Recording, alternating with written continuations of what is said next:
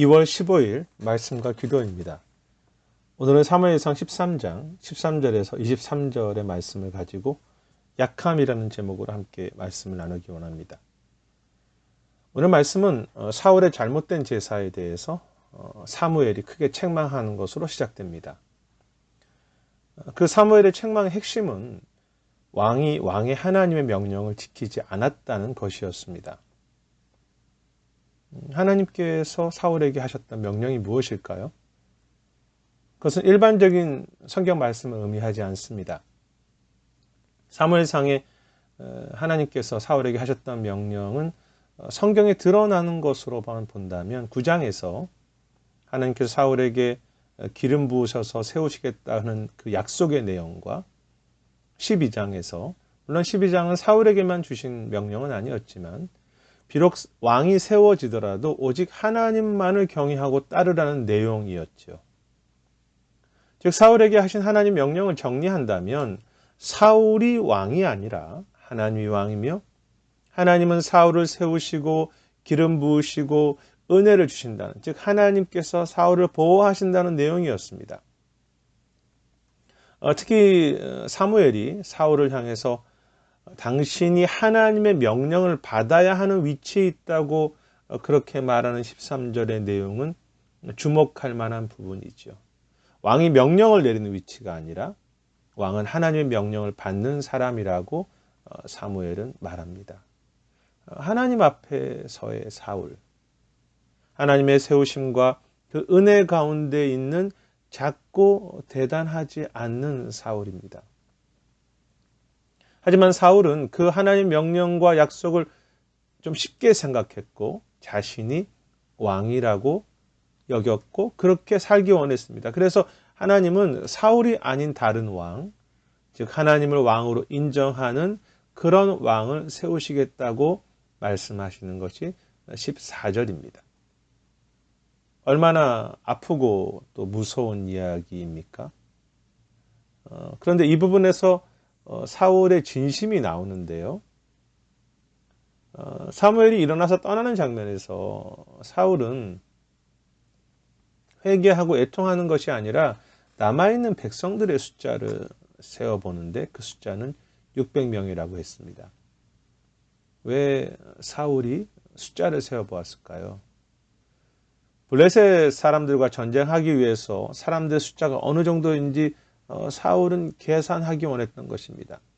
지금 하나님의 진노와 경고가 있는데 그것보다는 자신이 전쟁을 치를 수 있는 능력이 얼마나 되는지 자신의 강함을 계산하고 있었던 것입니다. 사울은 자신이 강하기 원했습니다. 하지만 현실은 600명이었고 블레셋을 대항하여서 결코 이길 수 없는 작고 약한 숫자였죠. 그런데 그러한 약함은 군사의 숫자적인 면에서만이 아니라 이스라엘 무기 자체가 약했지요. 이스라엘은 당시 철기 문화를 어느 정도 가지고는 있었습니다. 하지만 블레셋은 이스라엘이 농기구 외에는 철을 가지지 못하도록 막았습니다. 그 내용이 19절부터 21절입니다. 그래서 전쟁할 때 이스라엘은 칼과 창이 없었지요. 22절인데요. 그러므로 이스라엘은 아마도 농기구나 다른 것을 가지고 전쟁했을 것입니다. 전쟁할 때 칼과 창이 없는 것이 이스라엘의 현실이었습니다. 약한 이스라엘입니다. 숫자적으로도 약했고 무기면에서도 절대적으로 약했습니다. 아니, 이스라엘이란 민족 자체가 세상 속에서 약한 민족이었습니다. 그리고 사실 사울 왕 자체도 키는 컸지만 그가 속한 집 하나, 그의 자존감 자체가 작은 자였습니다. 약한 자 이스라엘, 작은 자, 약한 자 사울 왕. 왜 하나님은 이스라엘의 왕이나 이스라엘 자체를 이러한 약함에 두셨을까요?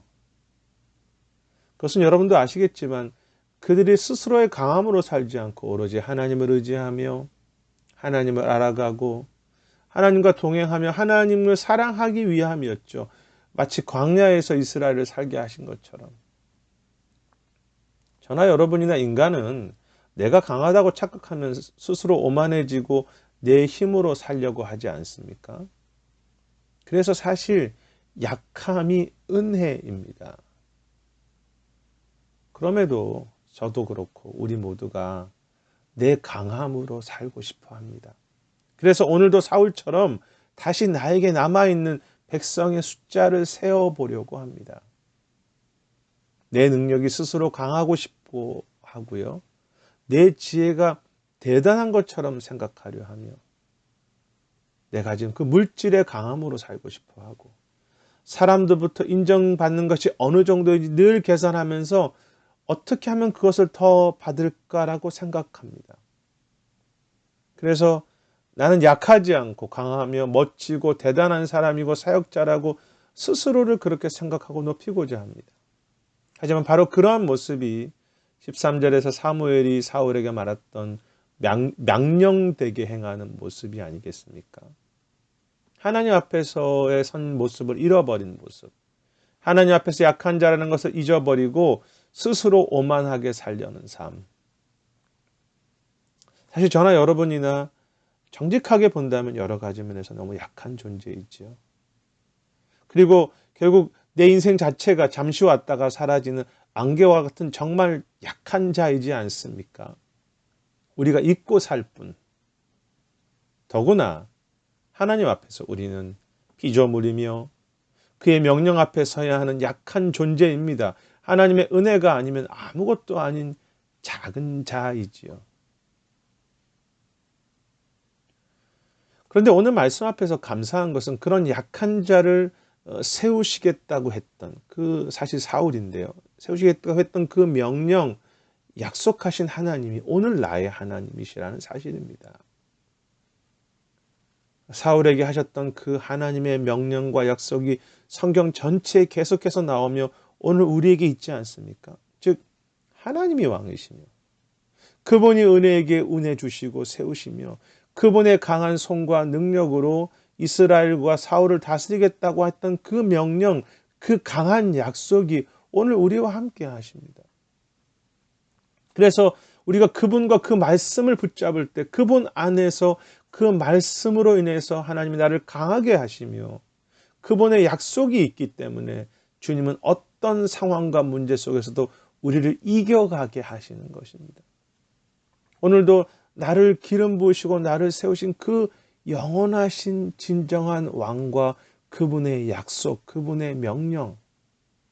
그래서 그 왕께서는 우리의 모든 약함마저도 주님 안에서 강하게 하시는 것을 기뻐하시며 저는 그렇게 강하게 하실 것을 믿고 소망합니다. 또 그것이 우리의 모두의 소망이 되었으면 좋겠습니다. 우리의 약함을 바르게 인정하면서 회개하고 애통하는 그런 우리의 신앙이 되었으면 좋겠습니다. 그 약함 속에서, 그 회개 속에서 오직 주님 한 분으로 인한 진정한 강함과 담대함과 용기를 경험해가는 우리의 모든 삶과 사역과 하루가 되시기를 소망합니다. 이 영상의 목적은 각 처소에서 잠시라도 기도의 시간을 갖는 것이지요.